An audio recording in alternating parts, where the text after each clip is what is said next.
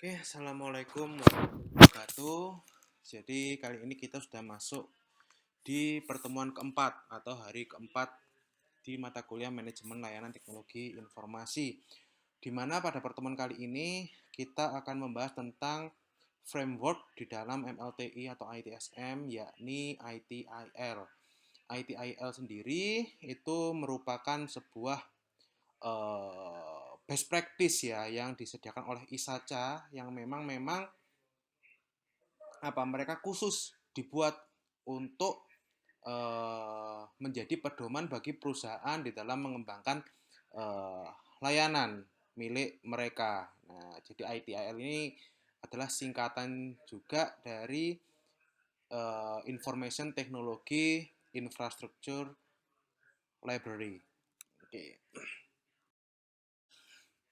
Jadi di dalam tata kelola, di dalam tata kelola manajemen layanan teknologi informasi itu biasanya ada 3 framework yang digunakan untuk yang membahas ya terkait tentang layanan, yakni ITIL, lalu ISO 20000 dan juga COBIT. Nah, yang mana ITIL kan sudah masuk ke versi 4. Nah, tetapi secara garis besar disarankan sebelum mempelajari ITIL versi 4 kita harus paham terlebih dahulu tentang ITIL versi 3. Jadi perlu untuk memahami modul-modul yang ada di ITIL versi 3. Lalu untuk COBIT sekarang sudah masuk ke COBIT 5 dan juga ada ISO 20000. Nah, di mana ITL itu merupakan kerangka ya yang menyediakan pedoman terkait tentang proses di dalam sebuah layanan teknologi informasi. Sementara COBIT itu umumnya digunakan untuk melakukan audit. Nah, yang mana di dalam COBIT nanti itu dia memetakan, jadi definisikan ada proses-prosesnya apa saja, kemudian barang bukti terkait dokumen dan juga pengendalian layanan itu sendiri. Jadi khususnya di domain DSS ya. Lalu ada ISO 20000 ini mendefinisikan terkait dengan standar di dalam sistem manajemen layanan kayak gitu. Nah, jadi yang paling mendasar biasanya sebuah penyedia layanan ataupun perusahaan itu mereka dapat memenuhi ISO 20000 dan juga mendapatkan nilai yang tinggi dalam maturity milik COBIT apabila mereka sudah menerapkan pembangunan layanan mereka sesuai dengan petunjuk di dalam ITIL kayak gitu.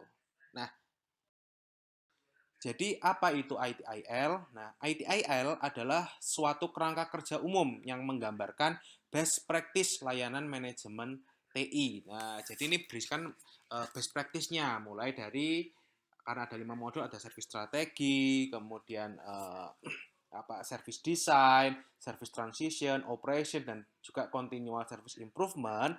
Maka di dalamnya tiap-tiap modul itu ada proses yang perlu yang seringkali ada di sebuah perusahaan ketika mereka menyediakan layanan. Nah, cuman di sini ITIL ini tidak menggambarkan bahwa ini harus seperti ini loh. Misalnya ada layanan A misalnya, ada budget manajemennya. Nah, ITIL nggak menyediakan budget manajemennya harus bentuk seperti ini, tidak. Mereka nggak menyediakan template. Mereka hanya menunjukkan bahwa dalam sebuah layanan itu perlu ada proses-proses ini kayak gitu. Nah, tapi bagaimana perusahaan itu menggambarkan dokumennya, terus kemudian melakukan membuat template-nya, itu semua akan depend pada perusahaan yang bersangkutan. Jadi nggak ada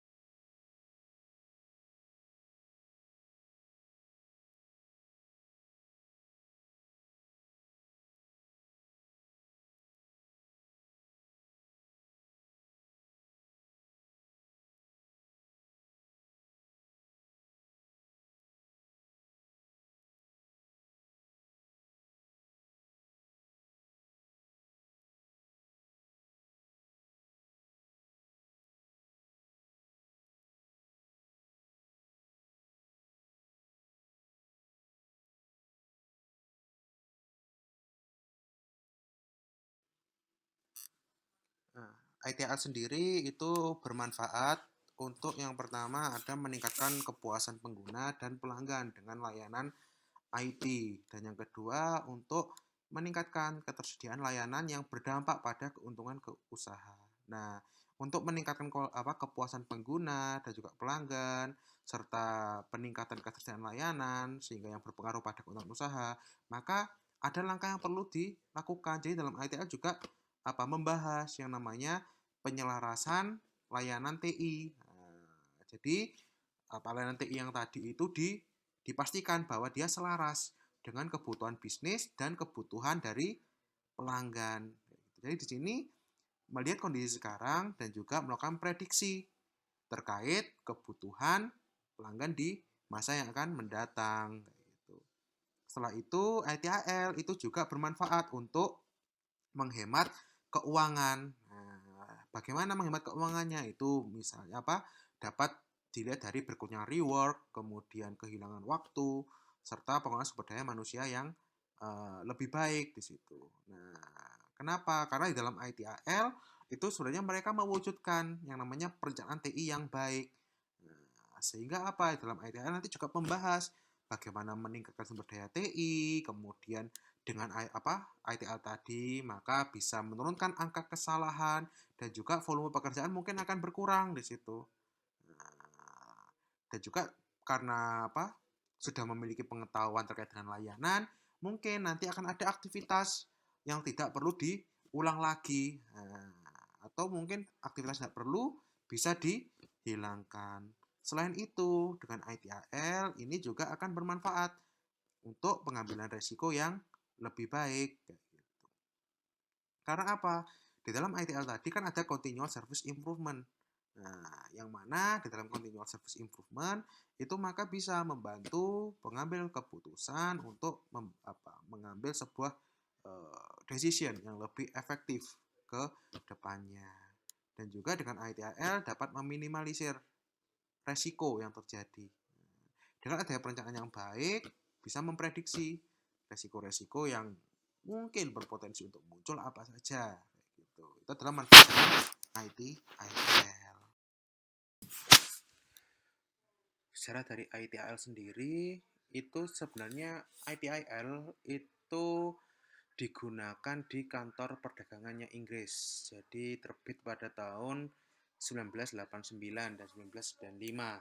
Itu edisi pertama. Nah, jadi di situ awal penggunaannya itu hanya terbatas pada Inggris dan di Belanda. Nah, tapi karena ternyata dirasa ITIL ini merupakan framework yang cocok untuk layanan, maka mulai disebarluaskan ke seluruh dunia, banyak digunakan. Dan akhirnya untuk di versi pertama sendiri itu mereka masih belum seperti sekarang. Kalau nggak salah itu modulnya itu masih apa ada 31 dan itu terpisah-pisah. Berbeda dengan yang sekarang yang mana prosesnya itu ada 35 tetapi dibagi dalam 5 modul. Nah, kalau dulunya enggak, beda. Nah, akhirnya muncullah versi kedua. Nah, dijadikan satu itu pada tahun 2000 dan 2004 dan akhirnya pada tahun 2009 muncul ITIL versi 3 gitu. Nah, sebenarnya apa yang membedakan antara ITIL versi pertama, kedua dan juga ketiga? Itu sebenarnya yang membedakan adalah uh, kerangka kerja dalam framework ITIL-nya itu di versi ketiga itu disempurnakan menjadi 5 modul utama. Nah, yang service strategi, service design hingga continuous service improvement. Nah, dan juga mulai adanya penambahan konsep terkait dengan service desk. Nah, jadi itu sejarahnya dari ITIL. Nah, sekarang itu di tahun 2020 mulai muncul namanya ITIL 4. Nah, yang mana ITIL 4 ini ada tambahan yang sedikit membedakan dengan ITIL versi 3. Yang mana secara garis besar prosesnya itu sama. Akan tetapi ada penambahan 3 proses. Yang mana 3 proses ini berfokus pada dukungan dari leadership. Nah, jadi adanya dukungan kepemimpinan kayak gitu. Oleh karena itu, sebelum kita masuk ke ITL versi 4 ya, itu memang disarankan untuk memahami konsep dari versi 3 terlebih dahulu. Nah, di dalam ITIL sendiri itu sebenarnya mereka ingin menyediakan layanan. Nah, layanannya apa saja? Ada 6 sasaran, yakni service desk yang pertama, lalu incident management, lalu yang ketiga ada problem management, lalu change management, configuration management, dan juga release management. Nah, yang pertama adalah service desk. Nah, mungkin di sini kita akan agak sedikit kebingungan. Service desk itu seperti apa? Mungkin kita kalau awam akan beranggapan bahwa service desk itu adalah oke, tim customer service. Ada masalah, kita lapor, diselesaikan. Nah, lantas apa bedanya dengan help desk? Jadi kalau di dalam ITIL itu kita mengenal namanya IT Service Desk, yang mana IT Service Desk ini merupakan sebuah layanan yang lebih luas ketimbang sekedar helpdesk. Yang mana di dalam IT helpdesk itu biasanya adalah apa? Sebuah meja untuk mendukung yang memiliki kemampuan untuk mendukung namanya IT. Nah, jadi tujuan utamanya adalah menyelesaikan permasalahan-permasalahan IT yang muncul. Dan biasanya di dalam IT helpdesk itu mereka tidak memiliki target berapa yang harus diselesaikan. Nah, dan hingga akhirnya kalau tidak memiliki target berapa yang harus diselesaikan, maka ya layanannya pun juga ya ala kadarnya kan seperti itu. Nah, berbeda dengan service desk yang mana ini merupakan pengembangan dari helpdesk dan juga digaungkan oleh ITSM di dalam framework ITIL yang mana mereka mencoba mengelola IT sebagai sebuah layanan. Nah, jadi di sini di dalam service desk itu mereka menerapkan yang namanya single point of contact atau layanan satu pintu. Nah, seperti apa layanan satu pintu? Coba kalau kalian perhatikan, misalnya kalian mau layanan langganan internet misalnya. Untuk si A dia ingin pemasangan internet baru. Untuk si B ternyata internetnya gangguan. Untuk si C ternyata TV kabelnya yang gangguan. Misalnya seperti itu.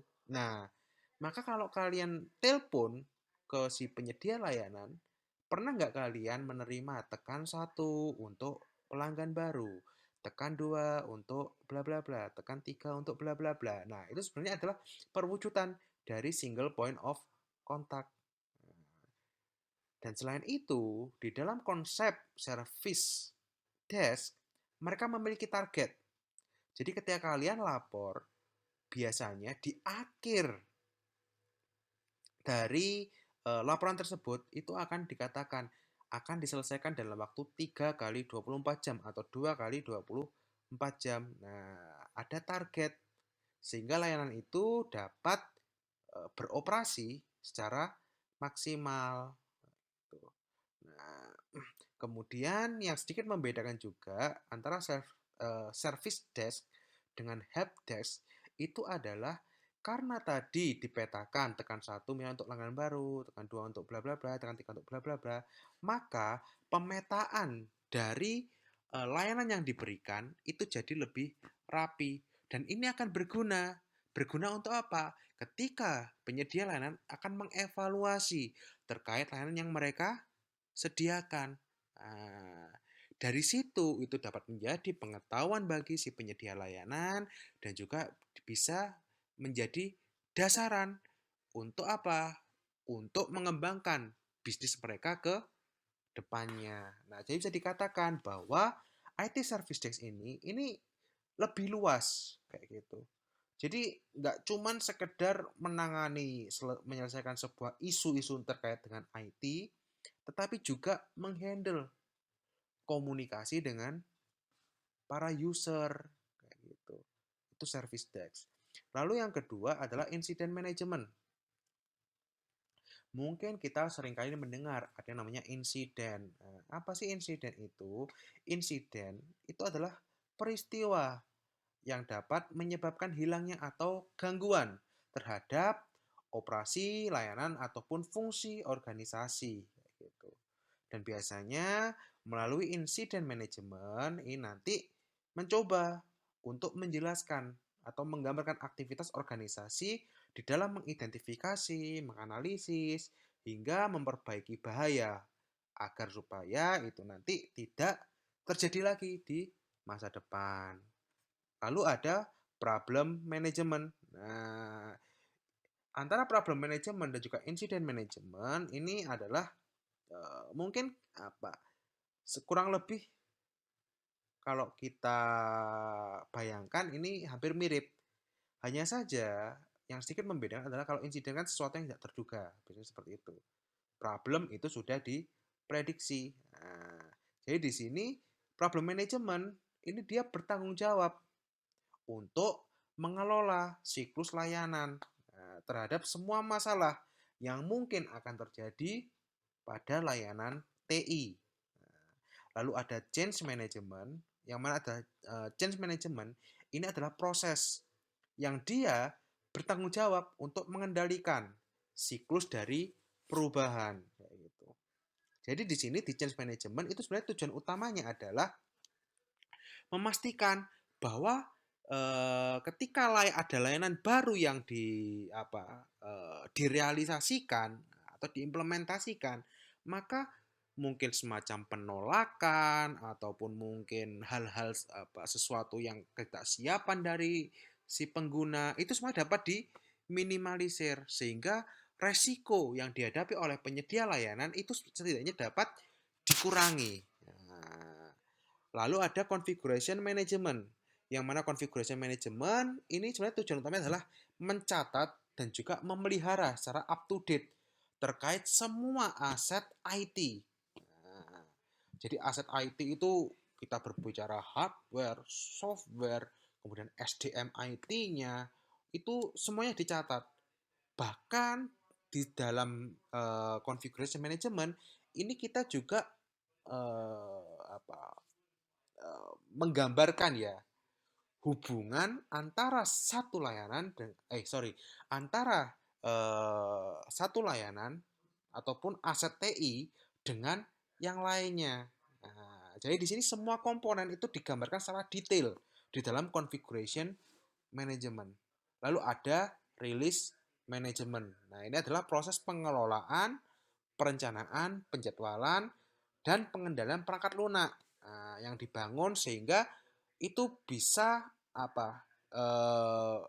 di deploy ke lapangan itu dengan baik kayak gitu. Jadi dengan bisa dikatakan juga bahwa kalau kalian mungkin di pengujian ya pengujian sistem informasi atau yang lainnya itu kan berarti pengujian dan juga uh, rilis dari perangkat lunak itu masuk di dalam rilis manajemen kalau di dalam ITIL gitu. Nah, lalu apa yang membedakan antara ITIL versi 3 dengan ITIL yang sebelumnya? Nah, di sini di dalam ITIL versi 3 itu mereka sangat berfokus pada nilai bisnis. Dan juga ITL versi 3 ini mereka selaras dengan ISO dan juga IEC 20.000 ataupun best practice yang lain seperti Six Sigma, COBIT, ESCM kayak gitu. Nah, dan dengan V3 ini dapat memungkinkan penggunanya untuk melanjutkan kesuksesan dari ITL versi 2. Nah, tetapi di dalam manajemen NTI-nya itu akan membahas lebih jauh lagi. Dan tadi sudah saya katakan bahwa di ITIL versi 3 ini ada 5 modul dari service strategi, service design, service transition, service operation, dan juga continual service improvement kayak gitu. Dan juga dikatakan bahwa di ITIL versi 3 ini mereka menyediakan sebuah layanan yang itu memungkinkan perusahaan penyedia layanan itu membuat layanan yang inovatif kayak gitu dan terbaik lah di kelasnya kayak gitu. Jadi itu dan eh ya kelebihan dari versi 3 itu tadi apa mereka bisa melanjutkan apa yang ada di versi 2. Bahkan dikatakan kalau di versi 3 itu mereka lebih inline, lebih cocok dengan kalau dikombinasikan dengan COVID. Gitu. Jadi bahkan dikatakan di versi 2 itu biasanya ITL akan mengatakan terkait mengenai bisnis dan juga IT alignment atau keselarasan TI dan juga bisnis. Tapi di versi 3 itu berkembang, nggak cuma sekedar keselarasan saja, tetapi mencoba mengintegrasikan antara bisnis dengan IT. Dan juga di dalam versi 2 itu berbicaranya dengan istilah value chain management. Nah, jadi manajemen rantai nilai. Tapi di dalam versi 3 itu membicarakan integrasi dari hubungan antar nilai yang terjadi. Kayak gitu.